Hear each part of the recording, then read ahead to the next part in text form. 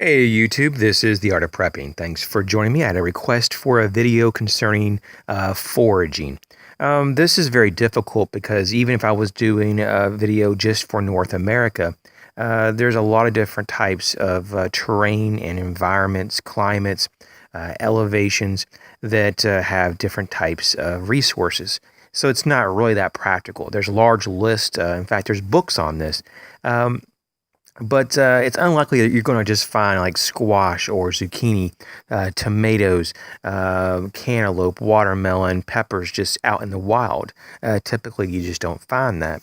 But here is a very small list. I just put together 10 that I think are probably some of the most common things if you're out foraging in a survival situation. Now, and these items for North America really are some things that you need to look up. For me, this is common knowledge what these items look like for you as well. So I'm not going to waste your time putting up pictures and stuff. If you don't know what any of these items look like, simply look them up. You probably would do yourself a great service if you printed them off and put them in a small binder or some type of portfolio and put them in a survival pack that you use. So you can have that as reference. So this is something that you need to look up and learn for yourself, just because I can't really do that for you. If you investigate this material or this subject matter, you'll have a much higher success, with all due respect, than if I just was to show you some pictures or just kind of start rattling off a lot of different things. But I will rattle off 10 for you, okay? So the first one is going to be wild asparagus. That is not everywhere in America, for example, but there's a lot of parts that do have various types of asparagus. Now, you can eat the asparagus pretty much raw or boiled, and wild asparagus is quite a bit more robust and thicker than the store-bought asparagus. The next thing would be burdock. You can also eat that raw or boiled. Cattail, raw or boiled. Now, as further that you go down into the season, the more hard it is. It gets more tough, the cattail. And so now in the winter, if you can get down to the root system, those are still edible. But a lot of the shoots, the older they get and more mature, the more they're not so edible. So you have to be mindful of that. Clover.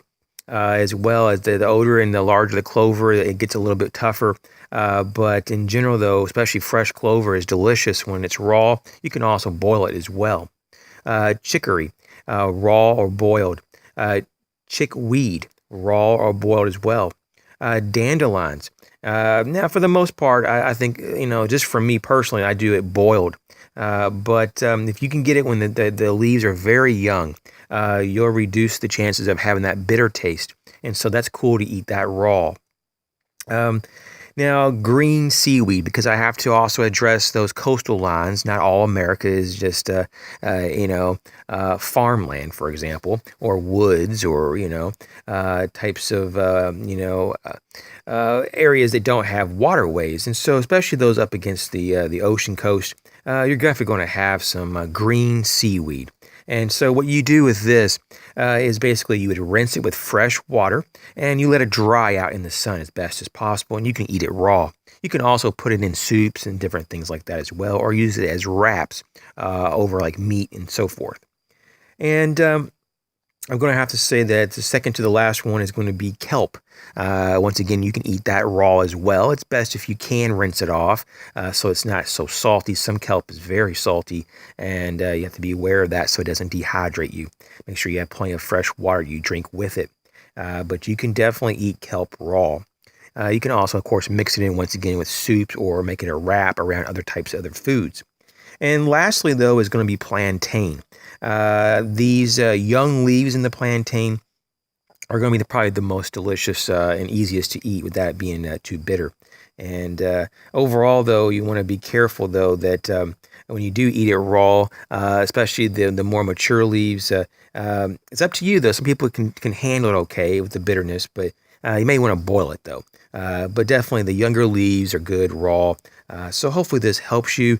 If you ever had to go into foraging, that you can just, if you write these 10 down that I just gave you, feel free to replay this video and write them down and look them up if you're not familiar with them. And this will give you a head start. There's several dozen other types of different foraging plants that you can use as well, but once again, it's even better if you really start to focus and research on what's available in your area. I would go as far as maybe what's in the 1 to 200 mile radius of where you live. So if you work pressed to have to bug out from your home or to egress in a certain location, that you at least have a pretty good radius around your home to be familiar with what's there and how to eat it and how not to eat it. Now, concerning mushrooms, there's a lot of good information on a lot of the dangerous and even deadly mushrooms and some of the safe mushrooms. There's a lot of that kind of technical information. I'm aware of that technical information, but once again, unless you look it up and you look at the graphics and the pictures and investigate it yourself, it's really hard for me to describe, even if I was to put pictures up and try to rattle off more information. I'm a real low-tech guy too, so I don't really have the ability to put all this stuff on my phone and try to do slideshows and things. I'm a very low-tech person, so that's the reason I would probably do it if I had the means to do it, but I just don't. So just be aware of the poisonous types of mushrooms. In particular, there's hoods and different types of stem systems that you need to be aware of. So you need to really look that up. I'd first look up all the dangerous and poisonous ones first, just to know which ones not to touch.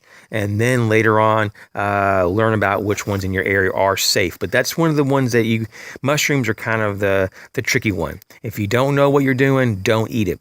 As always, you guys be safe. I hope this helped your foraging knowledge. I hope this kind of gave you a little bit more general knowledge of what to do. As always, don't forget about trees. I have videos on trees, foraging and using different parts of the trees for food, especially bark and the tree nuts. And especially in my area, walnuts. We have lots of acorns and so forth. So if you have trees, and most places do, they're going to probably have nuts. Even pine trees have pine nuts, and they're delicious. Sometimes it requires you to soak them or to get the tannin out, the bitterness, and sometimes it's even better if you roast them. However you have to process them, you should know how to do that with the trees in your area. You guys take care. Catch you later.